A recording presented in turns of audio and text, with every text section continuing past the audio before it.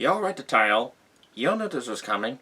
I know the year isn't technically over, none of the movies have come out yet, but I don't care. I want to get this over with. I want to be free of these awful movies so I can move on with my life. So why am I even dawdling? Let's just get to the dishonorable mentions. The Piano Lesson, Rebel Moon Part 2 The Scar Giver, Craven the Hunter, Hellboy the Crooked Man, Drive Away Dolls, and The Crow. Let's just get into the 10 worst movies of 2024, or what I like to call the 10 movies this year I hated more than Megamind vs. the Doom Syndicate. Let the games begin.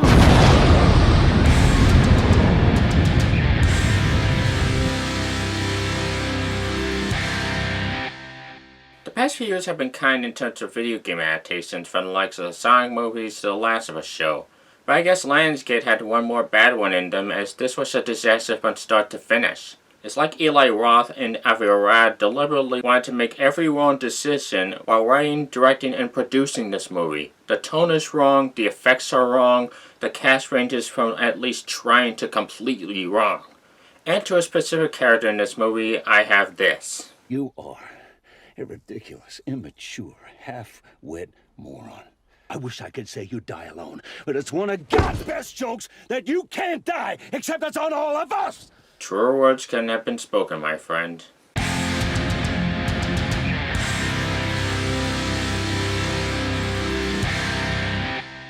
The two live-action Garfield movies may have felt like Mondays, but this isn't even worth the analogy.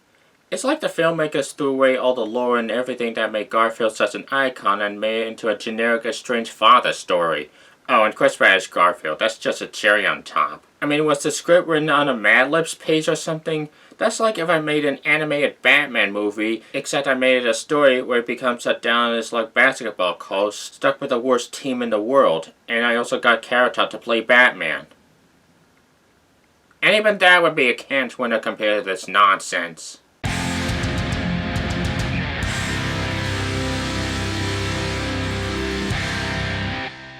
Lionsgate has had a hell of a losing streak this year, and this is by far their worst effort. All these talented actors, and they're all wasted on a movie where his assassin seems to be dying, so he puts a bounty on his head so that his girlfriend could get the inheritance, only for it to be a last-minute misdiagnosed, so now he has to fight for his life. Someone was actually paid to write this plot. But that's okay, as long as the fight scenes are at least fun. Wait, no they're not.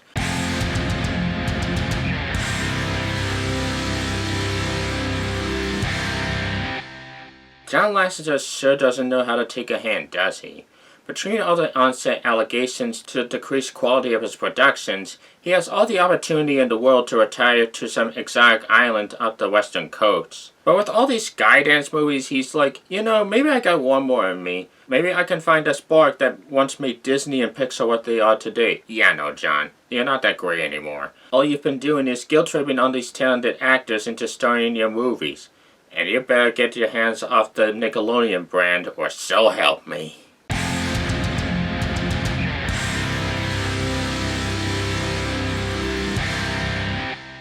You had a perfectly fine documentary of this icon 9 years ago, and you think you can top it with the director of the 50 Shades movie? I mean, talk about the biggest downgrade. The story's pedestrian, the clichés could easily fill the entire TV tropes catalog. I already knew little about Amy Winehouse going into this movie, and after seeing it, it's like now I know even less.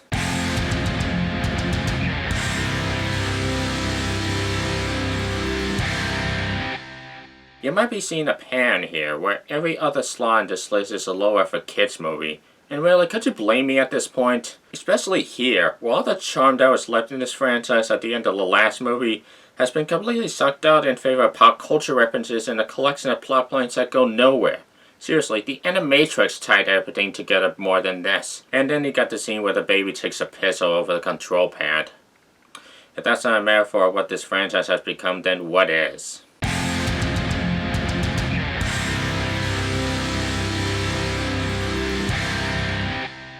Hey Dwayne Johnson, explain that comment you made where you literally compared Oppenheimer to this garbage. This movie had an interesting premise, I'll admit. Santa has been kidnapped, so his workers have to travel the world in hopes of saving Christmas. But everything about this movie is complete garbage. The actors are all stoned, the effects are a complete joke, $250 million on these elaborate sets and creature designs, and all they do is stand around and talk. Might as well just use that kind of money to solve world hunger, or something we can actually benefit from it.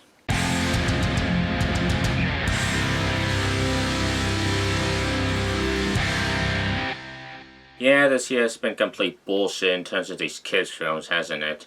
Howard and the Purple Crayon is like, you got a book series for the potential in terms of the visual medium. You already turned it into a TV series back in the 2000s and that turned out fine, but man, this was a miserable experience. Zachary Levi grasping at straws to recapture the spirit of his Shazam character and failing at every level. This movie tried to be Barbie and this was just not Barbie. The characters are annoying, the effects are abysmal. This movie is so bad that not even Netflix wanted to take this movie. And they'll take f***ing anyone.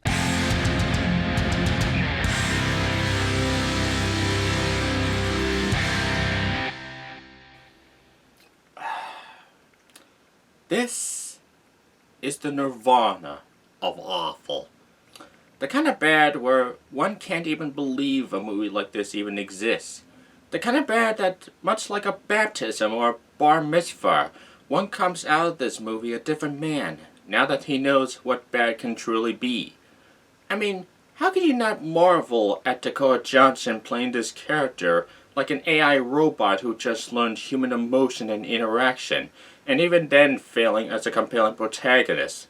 How can you not stare in wonder as these characters stand around talking exposition to each other, and for a green screen you'd find in the CW, and dubbing you'd find in an old school kung fu movie? And how could a mere sight of an uncharismatic hero defeating our villain by dropping a Pepsi Cola sign on him not make you achieve the meaning of life itself? All I know is, this movie has made a mark on a lot of people, including myself, and I'm sure it'll make its mark on many more people in our society's future. And I know what you're thinking. How can anything top Madam Web, one of the most famous bad movies in recent memory? Well, I thought this would sweep the competition for the #1 spot. But little did I know that right around the corner is a movie that's even worse. I watched this movie, and I sat there in my chair, puzzled, infuriated, annoyed, and straight up baffled by every single minute that I saw on screen. I'm not kidding when I say I would rather watch Madam Web on a loop whilst enduring the Ludovico technique than watch even a single second of...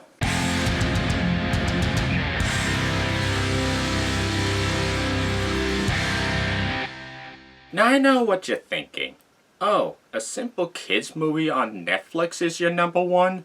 Surely it can't be that bad. Well, you underestimate the power of the dark side, my friend. This movie is not only bad because of what's on screen, but also because of what it represents. A cartoon icon like SpongeBob, going from being beloved by not just kids but adults as well, to this cheap cash grab just there so that Nickelodeon could get the Benjamins as soon as possible. All your favorite characters being reduced to annoying dingleberries that just there to jingle your keys at the babies whilst looking like a screensaver from the 90s. Sandy's family being nothing but obnoxious country stereotypes. SpongeBob making these weird, nightmarish faces that'll fit in the next Conjuring movie, and examining actual shit on the ground. And by the time we got to the point where the movie says taking apart our beloved heroes into cheap sellers is bad, whilst at the same time taking apart our beloved heroes into cheap sellers, I was like, done. I'm done at this point. I haven't seen that Casa Grande's movie that they also put out this year, and I still refuse to. But I bet if I'm even suckered into seeing that movie, it would be nectar from the gods compared to this dumpster fire. How did we even come to this moment? How is it that we have one Adventures of Tintin movie from then, but 4 of these movies? Well, the good news is this movie was such a disaster that they'll think twice before making the same mistake again.